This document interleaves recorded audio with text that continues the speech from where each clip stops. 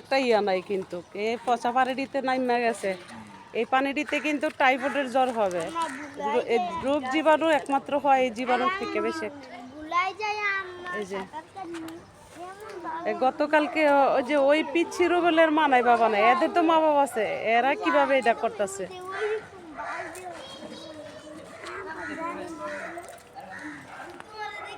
বাংলার ঐতিহ্য দেখা যাচ্ছে এই জায়গাতে আইসা, পুরাই দেশ গ্রামের একটা ইতিহাস।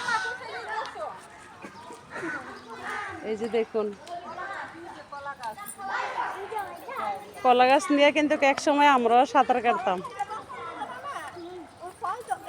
সেই তাদের ঐতিহ্য দেখে ছোটবেলা সেই সবের কথা মনে পড়ে যাচ্ছে যে তুমি একবার আচার খাইছো, আবার খাইবা।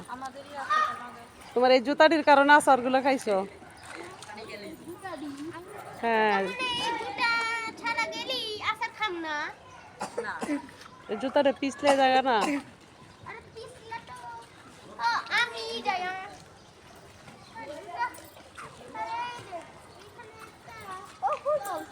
ওই কাতর হয়ে গেছে দুয়া, হ্যাঁ শীতে কাতর হয়ে গেছে।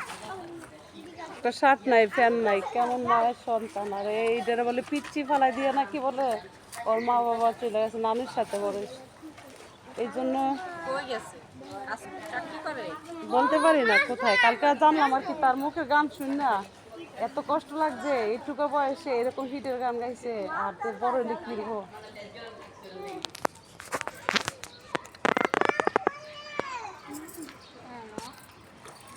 আমি এই জায়গাতে দাঁড়িয়ে ভিডিও বানাইতাম, এখন পানি থই থই, বৃষ্টির পানি। আর বৃষ্টির পানি হলে তো পুরা ফরফর হয়ে যাবে পানি।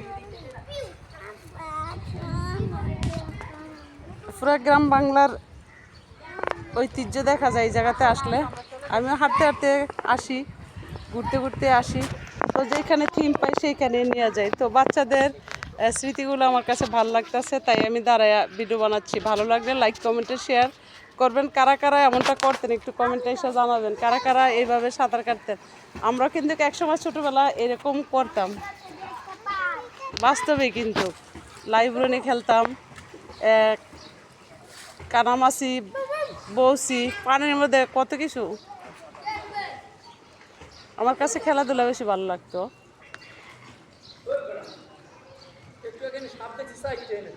ওরে বাবা, বাস্তবই নাকি ভয় দেখাচ্ছেন? ওই গর্ত মতনই ঢুকে রয়েছে।